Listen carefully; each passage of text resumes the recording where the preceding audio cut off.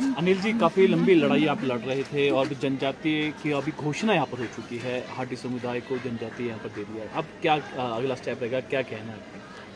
जी, मेरा नाम अनिल कुमार मगेर, गिरिपार अनुसूचित जाति अधिकार संरक्षण समिति से, और ये हमारे पदाधिकारी है नीरज चौहान जी। जैसा कि आपने कहा कि काफ़ी लंबे समय से ये लड़ाई चल रही थी, हमारी लड़ाई अभी भी जारी है। हम सिर्फ और सिर्फ जो नोटिफिकेशन निकलनी है, जो कैबिनेट ने निर्णय लिया, वो जब पब्लिक के सामने आएगा, उससे जब पता चलेगा कि इसमें क्या गलत है, क्या सही है, क्या खामियां हैं, कौन कौन से अधिकार अनुसूचित जाति के लोगों के मारे गए हैं, क्या क्या हमारे को घाटा होने वाला है, SC/ST एक्ट के लिए क्या इन्होंने ऐसा प्रावधान निकाला है ताकि एट्रोसिटी एक्ट हमारी सुरक्षा कर सके, तो उसमें हम देखेंगे कि किस तरीके से जो हमारे लिए फ़ायदे की बात है वो वहाँ है, अगर नहीं है तो वो भी हम देखेंगे, और उसके बाद हम अगली लड़ाई लड़ेंगे। हमारी लड़ाई बिल्कुल जारी है, हम ना तो पीछे हटे हैं और ना ही पीछे हटेंगे। ये जो लड़ाई है, हम ऐतिहासिक और निर्णायक लड़ाई इस बार लड़ेंगे। और जिस तरीके से आपने भी देखा है, मीडिया बंधु ने भी देखा है कि हमने बिना किसी पैसे से, बिना किसी नेता के सहायता से, बिना किसी पार्टी के समर्थन से, समाज के आम लोगों के समर्थन से और समाज के आम लोगों के सहयोग से जो गिरिपार संरक्षण समिति के द्वारा ये जो ऐतिहासिक लड़ाई लड़ी गई, जो आज तक ऐसी लड़ाई नहीं लड़ी गई हिमाचल प्रदेश में, तो ये लड़ाई हमारी अभी जारी है और ये आगे भी जारी रहेगी। हम सिर्फ उस जो प्रेस नोट कैबिनेट का है उसका इंतज़ार कर रहे हैं कि उसमें क्या हुआ है, क्या नहीं हुआ है, उसके बाद हम अगला रुख अपनाएंगे। और साथ में हम अपने लोगों को भी यही कहना चाहते हैं कि जिस तरीके से हमारे ज़िला सिरमौर के गिरिपार के लाखों लोग अनुसूचित जाति के पहले संगठित थे, वो आज भी संगठित है और आगे भी संगठित रहे।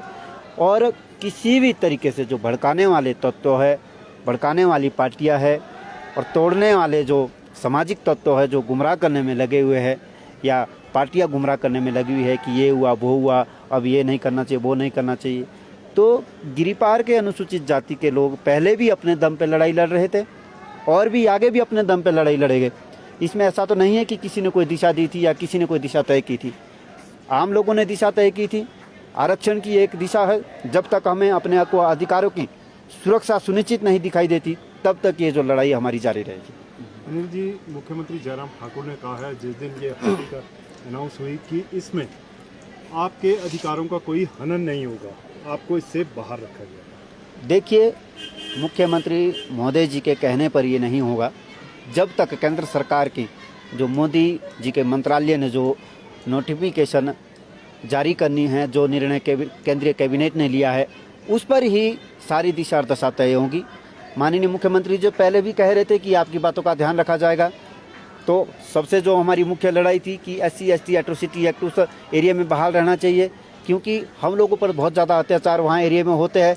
सैकड़ों केस अत्याचारों के आपके सामने भी हमने दिखाए मीडिया के माध्यम से भी, और लोगों पे रोज़ प्रतिदिन आए दिन काटने की, मारने की धमकियाँ मिलती है, घर से निकालने की धमकियाँ मिलती है, ज़मीन जायदाद से बेदखल करने की धमकियाँ मिलती है, रास्ते रोके जाते हैं।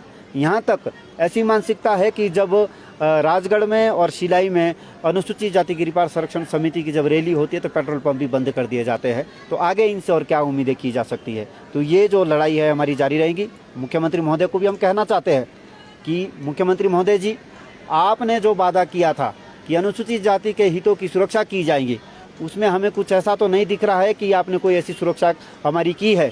परंतु फिर भी हम इंतज़ार कर रहे हैं जो कैबिनेट, केंद्रीय कैबिनेट का जो डिसीजन है, उससे हमें पता लगेगा कि क्या हुआ क्या नहीं हुआ है। हम अपना एक भी इंच नहीं छोड़ेंगे, अपने हक अधिकारों के साथ कोई भी छेड़खानी नहीं होने देंगे। हम तब भी लड़े थे, अब भी लड़ेंगे और आगे भी लड़ेंगे। हम किसी भी कीमत पर पीछे हटने वाले में से नहीं है।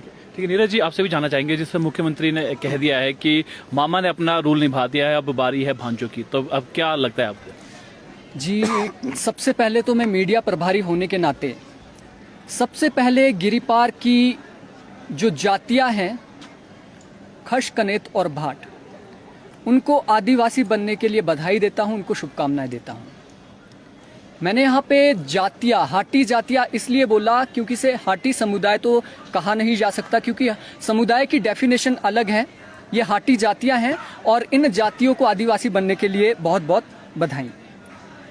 इस दर्जे से समाज के विभिन्न वर्गों को क्या क्या मिला है और क्या क्या उनकी हानि हुई है, इसके ऊपर गहन चिंतन हो रहा है। और इसके साथ साथ अभी कैबिनेट नोट का भी इंतजार किया जा रहा है कि एक्चुअल में इन्होंने किया क्या है। इसके बारे में ना तो मुख्यमंत्री अभी क्लियर है, ना ही हाटियों के जो केंद्रीय समिति के लोग हैं, ना उनके पास इसके बारे में अभी क्लियर नॉलेज है कि आखिर हुआ क्या है और इन्होंने किया क्या है। इसके साथ साथ में गिरिपार के जितने भी एससी समुदाय के लोग हैं उनको भी मैं यहाँ से शुभकामनाएं देना चाहता हूँ कि आप आदिवासी आदि मानव बनने से बच गए हैं और आपने अपने कुछ एक अधिकारों को सुरक्षित कर लिया है। तो अभी जैसा कि मैंने पहले भी बोला कि अभी हम कैबिनेट नोट का इंतजार कर रहे हैं। कैबिनेट नोट जब आएगा उसी में हमें स्पष्ट जानकारी मिलेगी कि आखिर इन्होंने किया क्या है। लेकिन जितने तथ्य आज हमारे पास मौजूद हैं उन तथ्यों के आधार पे हम कह सकते हैं कि केंद्रीय हाटी समिति और सरकार ने लोगों को पहले भी गुमराह किया था और अभी भी कई मामलों में गुमराह कर रही है। सबसे पहले देखिए, जिस तरीके से आप बोल रहे थे कि मामा भांजे का जो आप रिलेशन की बात कर रहे थे कि भांजों का ध्यान रखा है, तो इसमें मैं कहना चाहता हूं कि मामा ने लगभग हर वर्ग का यहाँ कुछ ना कुछ घाटा किया है। सबसे पहले मैं बात करूं एससी समाज की, तो एससी समाज का जो एट्रोसिटी एक्ट है वो निष्प्रभावी होगा, उसको रोकने का कोई भी प्रावधान मामा जी के पास अभी नहीं है। दूसरी बात आती है सामान्य वर्ग की। हम पहले से ही कह रहे थे कि सामान्य वर्ग का जो गरीब तबका है, जिन लोगों को वास्तविक रूप में जरूरत है, उन लोगों का 10% आरक्षण EWS खत्म हो गया और पूंजीपति लोग उसमें शामिल हो गए और वो मिलेगा कितना, 7.5%। तीसरी चीज ओबीसी समाज, जिसको सबसे बड़ा घाटा हुआ है। ओबीसी समाज का एक तो 27% आरक्षण खत्म हुआ है और वो सीधे 7.5 पे आ गए हैं। उसके साथ साथ इसमें आप देखते हैं ओबीसी समाज का रोस्टर भी खत्म हो गया है। जो चिंता हमें अपने अधिकारों की थी कि पंचायती राज रोस्टर खत्म नहीं होना चाहिए था, ओबीसी समाज का रोस्टर खत्म हो गया। उनके जो प्रधान आते थे, उनके जो जिला परिषद के मेंबर के लिए जो सीटें रिजर्व होती थी, वो भी उनका खत्म हो गया है। इसके साथ साथ हम बात करें, और काफ़ी लोग कंफ्यूज है और इस तरीके का अनाप शनाप बातें बोल रहे हैं कि जौनसार बाबर के तर्ज पे हमने मांगा था और हमें पकड़ा क्या दिया गया है। तो पहली बात ये मैं बोलना चाहता हूं कि ये बात बिल्कुल सही है कि गिरिपार को जो दर्जा मिला है जौनसार बाबर के तर्ज पर ही मिला है, क्योंकि जौनसार बाबर को आज तक शेड्यूल एरिया का दर्जा नहीं मिला है। और जो भ्रम आज सरकार फैला रही है कि 50% से ज्यादा यहाँ की पॉपुलेशन है गिरिपार की और इसको कभी भी एरिया घोषित किया जा सकता है, ये बिल्कुल गलत है। आप जौनसार बाबर का जो एरिया है वहाँ की पॉपुलेशन देखोगे, 60% के आसपास ST पॉपुलेशन है, उसके बावजूद भी 60 सालों में उसे शेड्यूल एरिया घोषित नहीं किया गया है। और ये बात हम ऐसे नहीं बोल रहे, आप संविधान को पढ़िए, 5वीं अनुसूची के अंदर शेड्यूल होता है। 5वीं अनुसूची में आपको कहीं भी उत्तराखंड का जौनसार बाबर नहीं मिलेगा। आप लोगों को ये भी क्लियर इसमें होना चाहिए। इसके साथ साथ सरकार के नुमाइंदे और भी बहुत सी बातें हैं जो भ्रम जो फैला रहे हैं। वोट बैंक का एक उनका ये तरीका है, ये किसी भी हाल में SC के वोट भी चाहते हैं और जनरल के भी चाहते हैं, OBC के भी चाहते हैं। तो मैं उनसे ये एक रिक्वेस्ट करूंगा, आप लोग इसको स्टडी कीजिए। गवर्नमेंट का यही काम है कि लोगों को आपस में उलझाए रखना और उनके अधिकारों के ऊपर कैंची चलाना, ठीक है। अब यहाँ पे अनुसूचित जो जाति के लोग हैं और अनुसूचित जाति अधिकार संरक्षण समिति है, वो अभी भी आंदोलन से पीछे नहीं हटी है। और गिरिपार के जो अनुसूचित जाति के लोग हैं उनसे भी हम ये उम्मीद रखते हैं कि वो अभी पीछे नहीं हटे, क्योंकि हमारे अधिकारों पर पूर्ण रूप से कैंची चलाने की जो एक मंशा है वो कांग्रेस ने भी जाहिर की है और बीजेपी ने भी जाहिर की है, इनके सभी नेताओं ने जाहिर की है। किस तरीके से ये कह रहे हैं कि कांग्रेस के लोगों ने जो बयान दिया है वो पहले तो वो अपना वो लेना चाहते हैं श्रेय कि वीरभद्र सरकार ने ये शुरू किया था, और उसके साथ कहते हैं कि इसे अब शेड्यूल एरिया कर देना चाहिए। और बीजेपी के लोग भी बोल रहे हैं कि जल्द हम इसको शेड्यूल एरिया दर्ज कर लेंगे शेड्यूल 5 के अंदर। तो अगर ये शेड्यूल एरिया होता है, अभी तो हमारा केवल एक अधिकार गया है, 80% अधिकार हमारे सुरक्षित है। अगर ये एरिया घोषित होता है, जो जयराम जी ने बात की थी कि हम उनके अधिकारों के बारे में बीच का रास्ता निकालेंगे, अगर एरिया होता है तो हमारे सारे के सारे अधिकार खत्म हो जाएंगे। और मैं यहाँ से मीडिया प्रभारी होने के नाते गिरिपार के सभी लोगों को ये आह्वान करता हूँ और सरकार को भी ये चेतावनी देता देता हूं कि अगर शेड्यूल एरिया ये होता है, अगर ऐसी कोशिश भी की जाती है, तो गिरिपार की सारी जनता सड़कों पे आएगी और ये संसद से लेकर सुप्रीम कोर्ट से लेकर हाई कोर्ट से लेकर हर जगह पे हम इस लड़ाई को लड़ने में सक्षम हैं। नीरज जी, एक बात पूछना चाहूँगा। आज़ादी को 75 वर्ष हो चुके हैं और यहाँ पर जश्न भी मनाया जा रहा है। बात की जाए तो आज़ादी के 75 सालों बाद ये बात की जाए जनजातीय दर्जे की लड़ाई क्यों? क्योंकि क्या विकास नहीं हुआ है? क्या बहुत पिछड़ा क्षेत्र है? आदिवासी बनने की लड़ाई क्यों? देखिए, हम ये हर एक स्टेज से बात कर रहे हैं, हर एक मंच से हमने बात की।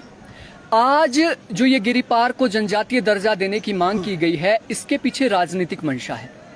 वास्तविक तौर पर हम देखें, 1967 में जब जौनसार बाबर को दर्जा मिला, वो उत्तर प्रदेश का एक पार्ट था, और जब हम लखनऊ को देखते हैं, लखनऊ से जौनसार बाबर को देखते हैं, तो बहुत दूर हो जाता है राजधानी से। लेकिन 2002-2000 के अंदर जो आपका ये उत्तराखंड बना, उत्तराखंड से सिर्फ 40 किलोमीटर की दूरी पे वो एरिया है, और उस तरीके का ट्राइब वो नहीं रहा, दूर दराज का इलाका वो नहीं रहा। और आज सिरमौर की जब हम बात करते हैं, विकास की बात करते हैं, तो डेफिनेटली उत्तराखंड से आगे है हिमाचल प्रदेश, और सिरमौर भी उसमें आगे हैं। लेकिन जो ये एक जाति, जो प्रभुत्वशाली जाति है, उन लोगों ने अपने आप को सिर्फ 7.5% लाभ के लिए, आरक्षण के लिए ये सारी लड़ाई लड़ी है। इसके पीछे विकास की कोई भी मंशा नहीं है, क्योंकि इन लोगों को 7.5 तो मिल गया, समाज के हर वर्ग का कोई ना कोई इसमें नुकसान हुआ है, वो सभी लोगों को पता है क्या हुआ है। ओबीसी वर्ग के लोग भी इससे संतुष्ट नहीं है, लेकिन उनके बारे में हम यहाँ पे ज्यादा नहीं बोलेंगे, क्योंकि केंद्रीय हटी समिति बोलती थी कि आप ओबीसी की चिंता छोड़ दीजिए, उनका ठेका हमने लिया है। तो ओबीसी समाज के लोगों से हम पूछना चाहते कि ठेकेदारों से आप बात कीजिए कि उन्होंने किस तरीके का ठेका आपका लिया था। नीरज जी, अंत में एक सवाल और पूछना चाहेंगे। जिस तरह से चुनावी वर्ष है, अभी इसके ड्राफ्ट का किसी को पता नहीं है कि क्या क्या इसमें खामियां हैं, क्या क्या फायदे हैं, लेकिन अगर आपके अधिकारों का हनन होता है, आपने बोला ना कांग्रेस ना बीजेपी, तो किस ओर? देखिए, इसके बारे में अभी हमारी स्पष्ट राय नहीं है, क्योंकि कैबिनेट नोट हमें नहीं मिला है। हम कानूनी पहलू पर भी गहरी नज़र रखे हुए हैं। इसके साथ साथ ये जो सरकार एक्टिविटी कर रही है, सरकार कुछ भी कर रही है, उसके ऊपर भी हमारी गहरी नज़र है। और हमारे जितने भी एक्सपर्ट है, वो राजनीतिक एक्सपर्ट हो, वो कानूनी एक्सपर्ट हो, सब लोग इसके ऊपर अभी चिंतन मनन कर रहे हैं। और जब हम लोगों को इसके बारे में स्पष्टता हो जाएगी कैबिनेट नोट के माध्यम से, तभी हम इस बात को उजागर कर सकते हैं। एट्रोसिटी एक्ट को किस तरह से देखते हैं? क्योंकि जब वो जनजातीय क्षेत्र वो भी घोषित हो जाएगा, तो वो तो बिल्कुल तरह से खत्म हो जाएगा, क्योंकि लड़ाई आपकी एट्रोसिटी एक्ट को भी लिखते हैं, जिससे आपने कहा कि सिरमौर में काफ़ी जातिवादी का काफ़ी यहाँ पर रहता है, तो उसके लिए क्या है? देखिए, एट्रोसिटी एक्ट का है वो निष्प्रभावी हुआ है, ख़त्म नहीं हुआ है।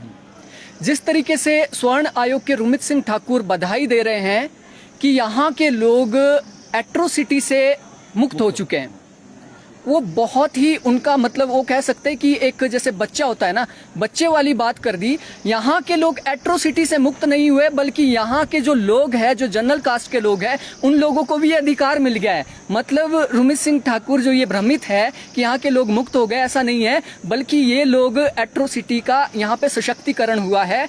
और एट्रोसिटी एक्ट हमारा निष्प्रभावी सिर्फ खश, कनेत और भाट के मामले में हुआ है। वहाँ पे रहने वाले मियाँ हैं, वहाँ पे रहने वाले राजपूत हैं, वहाँ पे रहने वाले ब्राह्मण हैं, जो रेवेन्यू रिकॉर्ड में खशकनेत किसी भी हाल में दर्ज नहीं है, ना वो हो सकते हैं, उन लोगों पे अभी भी ये लागू होगी। यानी आंशिक तौर पर ये अभी खत्म हुआ है, और अगर ये एरिया होता है तो डेफिनेटली ये पूरी तरीके से खत्म होगा, जिसका हम आने वाले टाइम में, अगर ऐसा होता है तो हम सड़कों पे उतरने के लिए तैयार हैं।